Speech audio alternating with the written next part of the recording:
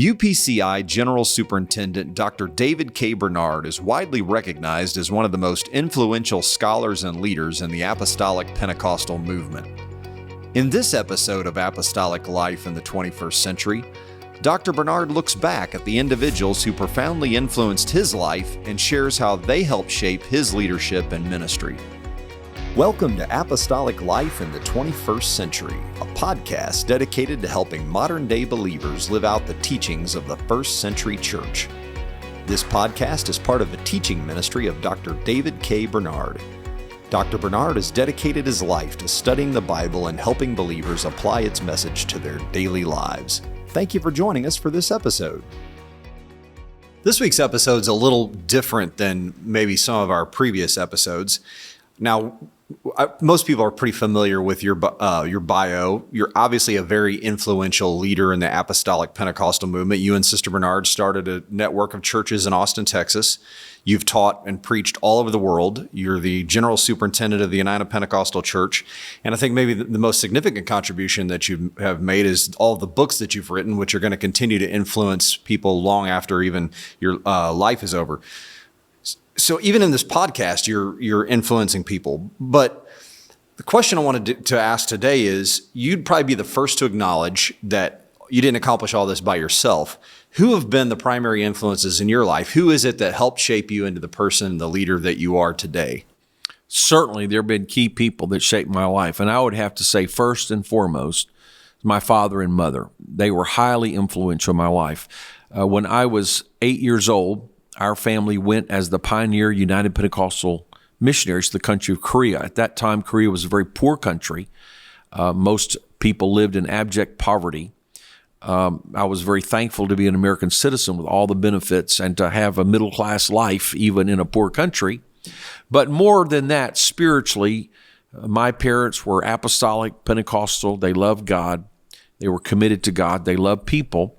Both my father and mother were credentialed United Pentecostal ministers for over 50 years. And it's interesting, my father's style of ministry was more pastoral and organizational. So he was the leader of the organization. He was highly organized, and he liked to talk about church growth, church government, and he taught in the Bible college. He was the president of the Bible college. He liked to teach on the pastoral epistles, the general epistles, kind of practical Christian living and practical ministry. So as I became a teenager, he would love to engage me in those kind of discussions of how do we grow a church? What's our strategy for planting more churches in Korea? What's our strategy for training ministers? He didn't really talk a lot about doctrine because his attitude was, I know what I believe, so why keep endlessly discussing it? Let's go to other things. My mother, on the other hand, was an interesting combination. She was a very evangelistic, and she was also a teacher. So my dad could preach a pastoral message on Sunday morning that would establish the church. My mom could teach an evangelistic message that would have people on the altar consecrating, repenting, crying out to God. She could move an audience in a way that was greater than anybody else that I encountered. But then she was also a Bible college teacher, and she loved to teach doctrine. So as I became a teenager, she was constantly asking me questions about doctrine and challenging me. Based on her, I developed, if you take my study Bible from that time, the back of it is just filled with pages of questions and notes on the oneness of God, the new birth, holiness, other key doctrines. And actually, much later, I took that as the basis for a little booklet called Handbook of Basic Doctrines, which consists of scripture references under each major doctrine. And it's often used as a reference for people. You can stick it in your coat pocket or your purse or something. But really, the genesis of that it was my mother's questions and challenges and asking me to dig into scripture. So they molded my character. They were very hard workers. They were very sacrificial. They had a faith-filled ministry. I saw many miracles, signs, and wonders. So my commitment to doctrine and my belief in revival, growth, missions, miracles, all that comes primarily from my parents' ministry. Obviously, they were influenced as well, but I would have to say my father and my mother, by far the most important two influences in my whole life. Not only giving me a stable home, a Christian upbringing, but their ministry in the Word and in the Spirit.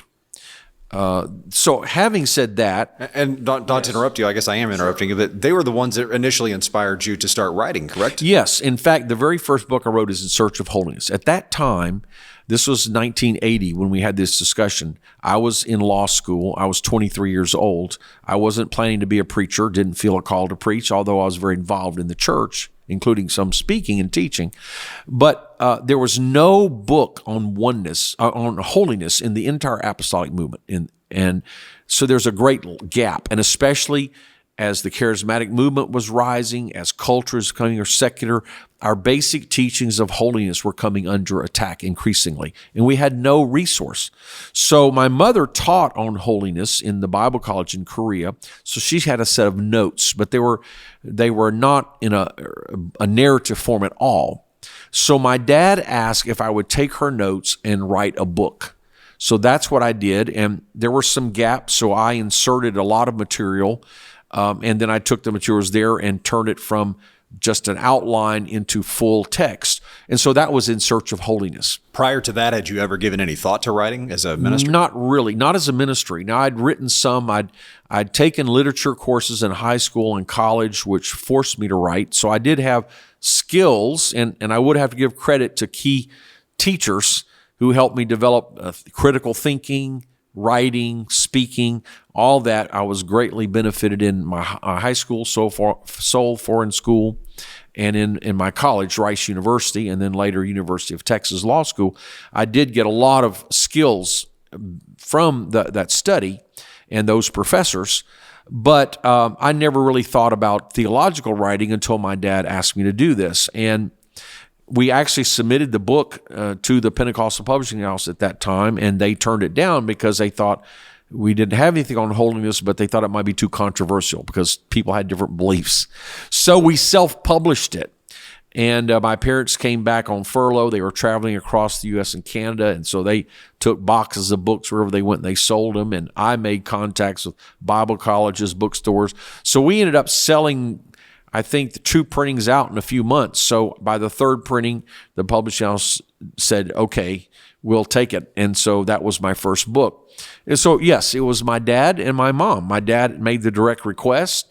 I think he realized I had the ability to write, and it was my mom's study materials. So from that really, I began to realize the need for written material in lots of areas, and so I began to write to fill that need. And now you've written how many books that have been? Well, at least 30, not counting the booklets. So 30 books. And in almost every case, I'm trying to fill in gaps of our theology where we had either very little or nothing written on these subjects. So I wanted an apostolic perspective on these topics. So when I came back, when at age 17, I graduated from high school. I moved from Korea back to the United States to go to college. In Houston, Texas, my pastor was CLDs, and he was a self-taught man, but highly intelligent and articulate. He's one of the best preachers in Pentecost, had a large church at that time, about 1,100 people. So I learned much about pastoral ministry and preaching from sitting under CLDs. And then in law school, I went to a small church, B.E. Moore. He gave me opportunities for ministry, of various kinds of ministry. And then that's eventually where I felt the call to preach. My first full-time ministry was teaching at Jackson College of Ministries under the president, Thomas Kraft, and the vice president, Alan Oggs. So again, I learned much. Brother Kraft maybe gave me the opportunity. I learned much in pastoral ministry from observing him, sitting under him. And then Alan Oggs, I became his assistant in every way administratively. So I learned things by experience, by doing things. When you learn by doing, you learn some of the things, you learn what you won't do, and some things are what you do. But you have to appreciate the fact that people give you the opportunity to actually do, because that's how you learn. Well, interesting too that it would be in yes. a Bible college context, yes. Something that would be you'd do a lot of later. Right. And then when I came to St. Louis, after that, I came to St. Louis to become the associate editor for the UPCI. The editor-in-chief was J.L. Hall. And so aside from my parents, I would probably say he's the 3rd most significant mentor in my life, because I learned much about writing, editing, theology, ministry. a national and international perspective. Things I'm doing now, many things were things we discussed as how things should be, how things were, how things could be, what was right, what was wrong. So J.L. Hall was an extremely influential mentor in my life. Then from there, of course, I served under District Superintendent in Texas, E.L. Holly, under District Superintendent James Kilgore. In starting Urshan Graduate School, the chairman of the board was Jesse Williams, Assistant General Superintendent. So those men, although my ministry was now mature, you might say, still they were very respected leaders in my life that I interacted with on a regular basis, and so I learned much from them. Now, there were other key leaders that I knew, but I wasn't interacting with them on a regular basis. So I've just mentioned those that I felt had a significant influence on my life. And then I would be remiss if I didn't say, of course, my wife. We grew up in ministry together, you might say. And so her personality and her way of doing things over the years, she's become a little more like me. I've become a little more like her. So I'm much better at being more sensitive to people because of her. And then my mother-in-law also has been a great influence of prayer and encouragement. Even before I dated my wife, even before she even liked me, my mother-in-law was in the church as a leader, and she and I had a good working relationship. And so I'd have to say my family, and now my kids are all grown and they're all in ministry. And so I learned a lot from them. So I talk to them about what's going on currently. How do young people and young adults and young ministers perceive things, and what's at the cutting edge of technology or culture. And so I have to stay in touch with them to give me perspective as well. So it's not just you get to the top, so to speak, and you've arrived and you coast, but life is a continual learning process. But in the formative years, I would say my father, Elton Bernard, my mother, Loretta Bernard, and my boss, J.L. Hall, were the most influential ministerial figures in my life. Thank you for listening to this episode of Apostolic Life in the 21st Century. If you enjoy this podcast, please take a moment to give us a review on Apple Podcasts, Spotify, or your favorite podcast app.